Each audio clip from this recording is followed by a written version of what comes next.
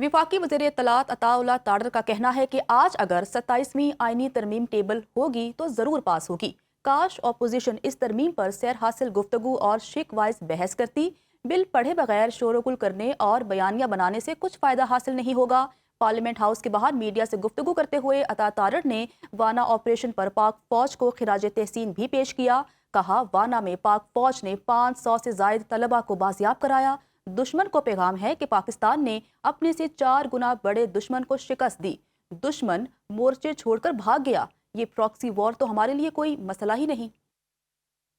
Overwhelming majority है तो बिल्कुल टेबल होगी तो इंशाल्लाह ताला बिल्कुल पास होगी। बिल पढ़े बगैर उस पर कमेंट करना और एक बयानिया बनाने की कोशिश करनी और शोर गुल करना, तो ये देखिए इससे कोई फायदा हासिल नहीं होगा। जो वाना के अंदर हमारी पाक फौज ने 500 से ऊपर स्टूडेंट्स को बाजियाब किया, रेस्क्यू किया है। देखिए ये एक तारीखी ऑपरेशन था, सेंसिटिव ऑपरेशन था। खुदा न खास्ता तो बड़ा नुकसान हो जाता और एपीएस से 10 गुना बड़ा नुकसान खुदा न खास्ता हो जाता तो कौन जिम्मेदार होता।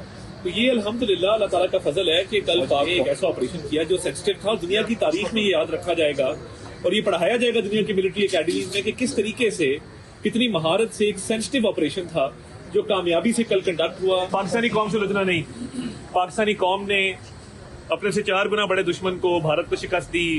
जब ये कन्वेंशनल वॉरफेयर हुआ अफगानिस्तान के बॉर्डर पे, वो पोस्टें अपनी छोड़ के भाग गए। तो ये प्रॉक्सी वॉर तो हमारे लिए मसला ही कोई नहीं। चेयरमैन पाकिस्तान तहरीक इंसाफ बैरिस्टर गौहर की पार्लियामेंट हाउस के बाहर मीडिया से गुफ्तगू। कहते हैं, हमने ऐलान किया हुआ है कि हम इस अमल का हिस्सा नहीं बनेंगे। हम वॉकआउट भी करेंगे, एहतजाज भी करेंगे, तकरीरें भी करेंगे। नवाज शरीफ आए या ना आए, अब वो सियासत से गैर मुतालिका हैं। ख्वाजा आसिफ से पूछें, राजा परवेज अशरफ की हुकूमत के खिलाफ आप खुद दरखास्त लेकर इफ्तिखार चौधरी के पास नहीं गए? हमने ऐलान किया हुआ है, हम इसका प्रोसेस का हिस्सा नहीं बनेंगे।